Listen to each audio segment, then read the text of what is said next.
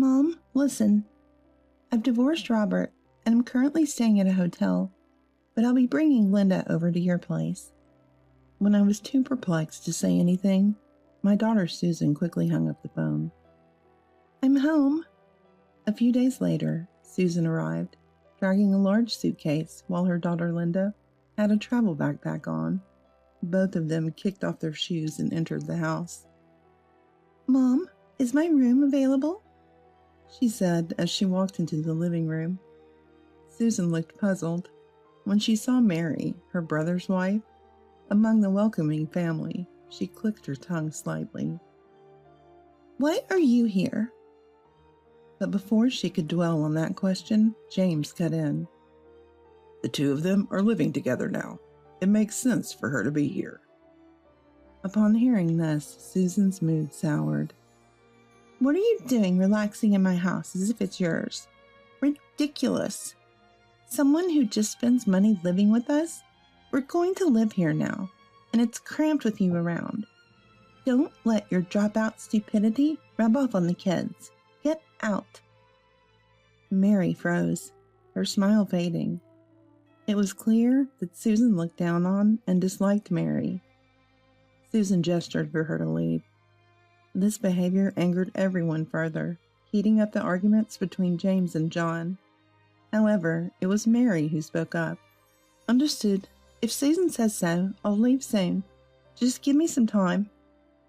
Hearing this, Susan smiled satisfactorily. See, you're reasonable. People like you don't belong in this house. Mary bowed her head and slowly walked out of the living room. I hurried after Mary, trying to stop her by grabbing her arm. But no matter how much I said, there's no need for you to leave. Mary wouldn't listen and started packing her bags. It was unfair for Mary, who had done nothing wrong. While Mary was packing, I came up with an idea. Well then, if that's how it is, I whispered something secretly to Mary. My name is Karen. I'm a housewife about to turn 55, living a fulfilling life with my husband James and my son and his wife. My son John got married last spring and held the ceremony. Mary is a wonderful person, always cheerful with a bright smile, and has a pleasant personality. She's petite with long flowing hair. Initially, they lived separately, but when John's job location changed, moving in with us became more practical since it was closer to his workplace. We've been living together for about 6 months. When they first suggested moving in, neither James nor I opposed, but I was worried about how Mary would take it. After all, I'm her mother-in-law, and she might not be keen on the idea. I worried about this until they moved in. One night, James said, Aren't you worrying too much? Mary isn't like that. Really? Mary is skilled at sewing, right? John mentioned that. And you like knitting, so you'll probably get along. James optimistically said this and sipped the coffee he made. Indeed, having common interests might help us bond faster, so I looked forward to their moving day. On the day they arrived, John was off work, and they came with a moving truck. We're here to cause trouble. Oh, this is for you. As soon as she arrived, Mary handed over a package of sweets. Surprised, I opened it to find an assortment of famous confections. You didn't have to go to such trouble. No, I had to bring something. We'll be inconveniencing you. Inconvenience? Not at all. The house is small, but please make yourself at home. Thank you. After that day, we were both a bit stiff and nervous for about a week. But as we talked about knitting, we warmed up to each other.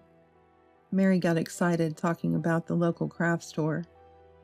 The conversations about the satisfaction of completing a project were endless. Mary learned to sew in elementary school. She had no relatives and came from a children's home, where the staff noticed her dexterity and taught her sewing. Starting with button sewing, Mary gradually learned to enjoy making things like children's aprons and small etiquette pouches. Over time, she became capable of making almost anything, including clothes and tote bags as an adult. I started to enjoy making things, and now I can make just about anything from clothes to tote bags, she said with a smile, looking vibrant and somehow making me feel more energetic and a bit younger. Mary was also incredibly thoughtful. Once she found out that James liked to have coffee after dinner. She started making it for him every night.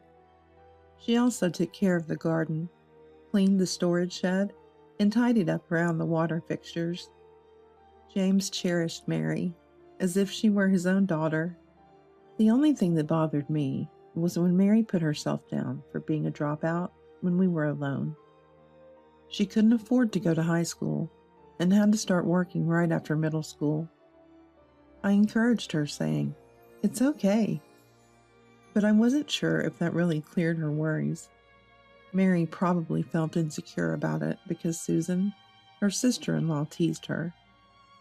Susan, John's older sister by 3 years, had a mean streak that no amount of scolding could fix. Susan went to college and got a job at a major bank. She would go to dinner parties with friends and acquaintances, targeting wealthy men to date or break up with. It seemed like her relationships often soured, probably because her personality was difficult to deal with. I worried no one would marry her if she didn't change. But that worry was unnecessary when she introduced her fiancé a few years ago. He came from a family of doctors, and now worked in internal medicine at a large hospital. James and I thought we wouldn't be troubled by her anymore.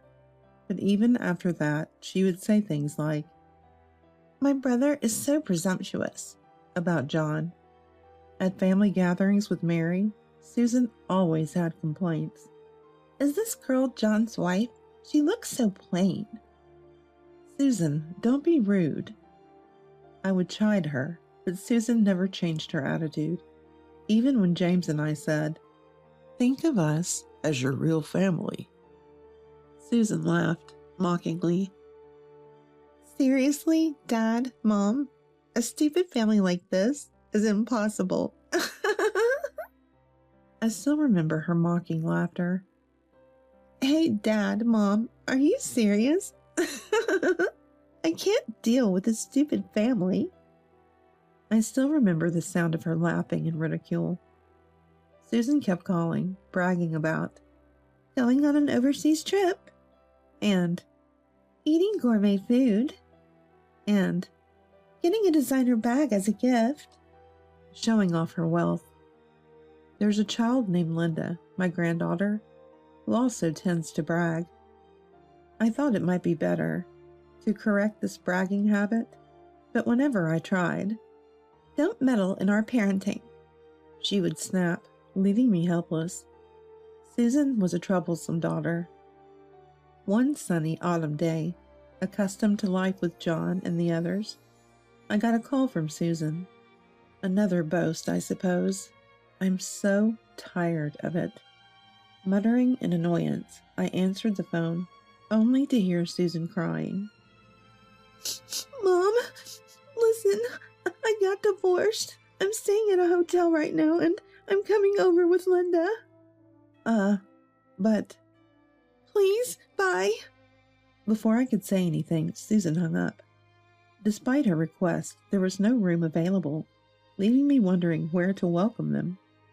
I cleaned up my room that day, cleared out half the closet, thinking it'd be cramped, but they had to stay here. As I was tidying up, Mary returned from shopping, surprised at what I was doing. "Why are you emptying your room?" "Susan and Linda are coming back. She's divorced now. Since there's no room, they'll use mine." "What? So where will you sleep?" "I'll make room in my room, so sleep there." "What are you saying? You need to take care of yourself now. I'll sleep in the living room." A few days later, Susan and Linda, unaware of anything, returned. "We're home." Susan dragged a large suitcase, and Linda carried a travel backpack. Both of them kicked off their shoes and entered the house. "Mom, is my room available, huh?" Entering the living room, they found me, James, John, and Mary Just enjoying a family moment. Seeing Mary, Susan clicked her tongue softly. Why are you here? But before she could continue, James intervened. Susan, these two are living with us now. It's only natural. Besides, Robert told us everything about your situation. In the days that followed, while preparing the room, we also contacted Robert to understand the reasons behind the divorce. The reasons were surprising to both me and James. Susan, you were in charge of your husband's wallet, spending lavishly on trips abroad and designer bags, leaving most household chores to his service. Susan looked uncomfortable. He even doubted whether those trips were really just with Linda, suggesting you might have been with friends. Huh? What now? I'm tired from the divorce, and coming back here, I don't want to hear this. I have a room, right? Susan sighed heavily, ready to take her suitcase upstairs. Me and James stopped her. Wait a minute. Let's finish this conversation. Tell us the truth. There's no truth. It's all lies from him. I went on trips with friends and Linda was there. It's just spending a little money. It's not just a little. The thing is. Watching this, Mary stepped in. Her hair swayed uneasily. James, let's leave it at that. We can talk some other time. Susan must be tired. Please, go to your room, Mary said with a smile. Knowing Susan didn't think highly of her, preferring to avoid any involvement, but chose to diffuse the situation, touching my heart with her magnanimity. Yet Susan's face grew even more distressed. What, making yourself at home? Living with someone who squanders money? Now that we're here, it's cramped because of you. Stupidity spreads to the kids. Get out. Mary was taken aback by the harshness and the words, her smile fading. James, John, and I couldn't help but respond angrily to Susan. Susan, apologize to Mary. What a terrible thing to say. It's awful. Mary isn't stupid, nor does she just waste money. I hate being around such idiots. Susan waved her hand, showing the back of it as if to say go away. James and John became even more incensed at her actions. We never agreed to you coming back in the first place. Do you understand that? But this is my parents' house, so it's natural for me to come back. This may be your parents' house, but coming back like this is unbelievable. Sis, how do you plan to cover living expenses? You quit your job, right? Well, yes. I'll take a break from work for a while, so John and Dad can support me and Linda until I find a job. Mom can take care of Linda. Susan has always been like this, quite self-centered. That's why I was reluctant to accept her back. Hey, just to clarify, by when do you plan to find a job? It's almost time for Linda to start preschool. And what about picking her up? How am I supposed to know when I'll find a job? And Mom, you will pick Linda up once I start working, right? That's much better than using Mary. We can't just do that on request. Susan seems determined to stay here and have us look after her and Linda. Linda, unable to keep up with the adults' argument, tried to get attention by crying and shouting. It's how it's going to be, so please understand. What an attitude she has. Everyone was stunned by her. It felt like time stopped for a moment. But then Mary spoke up unexpectedly. Understood. If Susan says so. I'll be leaving soon, so please give me some time. Hearing this, Susan smiled contentedly. See, that's very understanding of you. You realized you're a nuisance in this house. Mary bowed her head and slowly left the living room. I rushed to stop Mary, grabbing her arm. But no matter how much I said, there's no need for you to leave. Mary wouldn't listen and started packing her things. I felt sad, wondering if there was anything I could do. It wasn't fair for Mary, who had done nothing wrong. While Mary was packing, I suddenly came up with an idea. Well, if that's how it is. I whispered something to Mary. Weeks after Susan's return, the mornings and evenings had grown colder, and the autumn leaves in the nearby park had progressed, making it feel fully like autumn. Mary had found a new place, finished the viewings, signed the lease, and started moving her belongings. Susan was happy to see this, and Linda had learned to look down on others, pointing and laughing. Linda, stop pointing at people. Even when I scolded her, Linda seemed to enjoy herself, sticking out her tongue and laughing. She complained about the food Mary and I cooked, spat it out as if it was a game, and the house was a mess with sand and mud from playing in the sandbox. Talking to Susan was of no use. Don't you think it's good for kids to be lively? Don't you agree, Mom? I wanted to say that wasn't the point, but I was too tired to argue. James and John were still on bad terms with Susan, and the house was in chaos. But it would all be over with a bit more patience. One Sunday night, after helping Mary unpack at her new place, I received a call from Susan. During the day, me, James, John, and Mary had gone to the new place, leaving Susan alone at home. It was dark, and she must have grown impatient waiting for us to return and called. Hey, Mom, when are you coming back? I'm hungry and want the laundry done. Linda probably wants to sleep, too. To that, I replied sharply, we're not coming back there. Susan was shocked on the other end of the phone, hurling insults. Don't joke. What do you mean? I haven't heard about this. Come back and make dinner. And other such immature comments from a mother. I see. So I'm being blamed by that dropout idiot, am I? Am I the dropout idiot you're referring to? Why does it turn out this way? Didn't you say the dropout idiot was Mary? I'm a dropout too. At that moment, the other end of the phone went silent. Perhaps it's more accurate to say she was speechless. Because you said you couldn't stand being with the dropout, right? Well, Dad and I are dropouts too. We've decided to move out as well. After a few seconds of silence, Susan started to make excuses hastily. I never said anything like that. Besides, you'll miss Linda if you don't come back, right? It doesn't matter what your and Dad's educational backgrounds are. Please come back. I don't want to be with a daughter who judges people by their education alone. Linda has been left with her father, so there's no need to worry. Linda? Why? We had taken Linda out shopping and handed her over to Robert on the way. He had wanted to take custody when he brought up divorce, but it seems Susan had taken and hidden her before any proper discussion.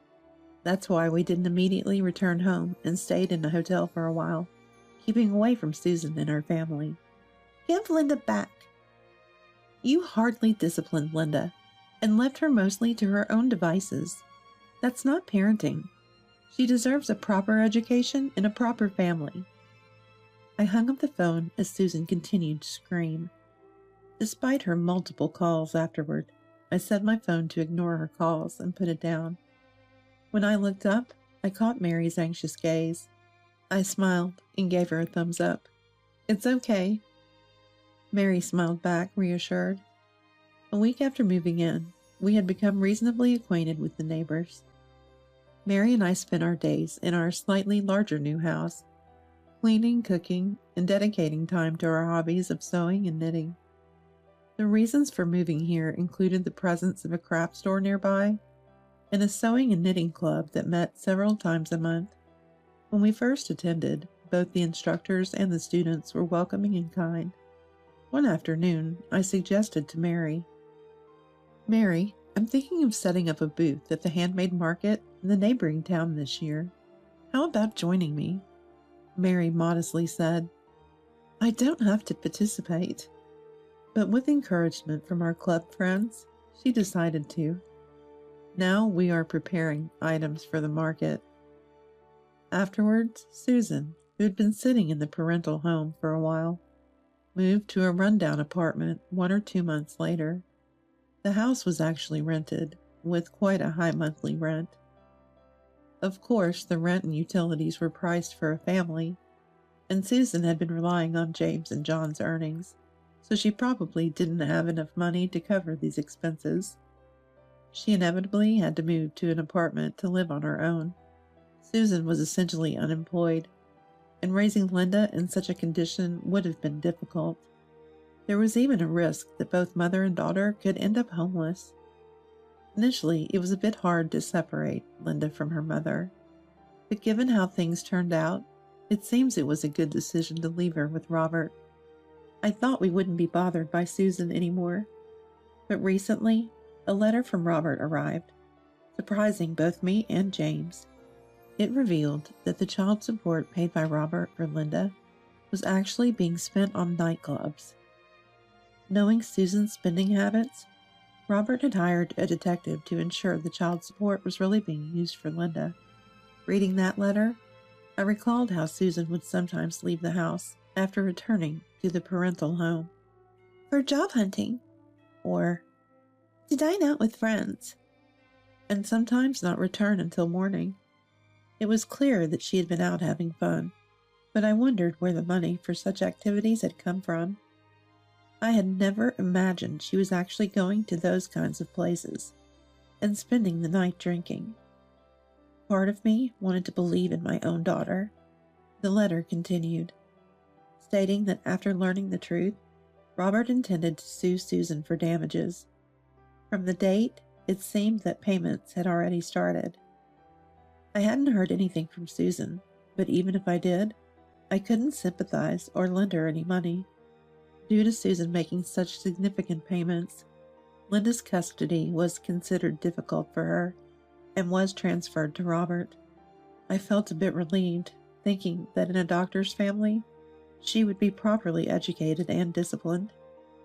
Above all, my impression of Robert was that he was a very gentle young man who loved children. Though I hardly see Linda now, she must be living without any discomfort. While thinking about how to reply to the letter, just as my pen stopped moving, Mary brought in some coffee. Karen, I've made some coffee. Oh, thank you so much. As I sipped the warm coffee, more thoughts about the letter came to mind, and I smiled a little. What's up?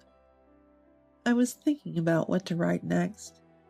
I wrote about how the four of us are living happily together, not in contact with Susan, among other things. But there's one more thing I need to write about. That is, about the baby in Mary's belly.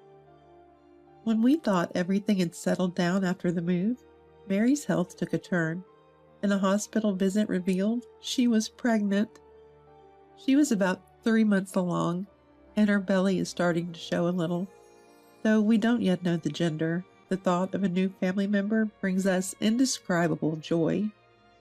Mary is enthusiastic. I'll make clothes for the baby. And I'm planning to knit hats and socks. I included that in my letter. Please take care not to overdo it. Take good care of yourself. Mary, looking down and stroking her belly, said, I wonder if I can be a good mother. I've thought the same thing, but it'll be fine. The baby in your belly will grow and be born healthy. They'll wear the clothes you make, so don't worry. I reassured her gently, as if speaking to my own daughter. Yeah, you're right. Mary nodded slowly, shedding quiet tears, but I pretended not to see. The handmade market is approaching fast. The theme for the market is Christmas gifts. We've already received the most irreplaceable and wonderful gift of all.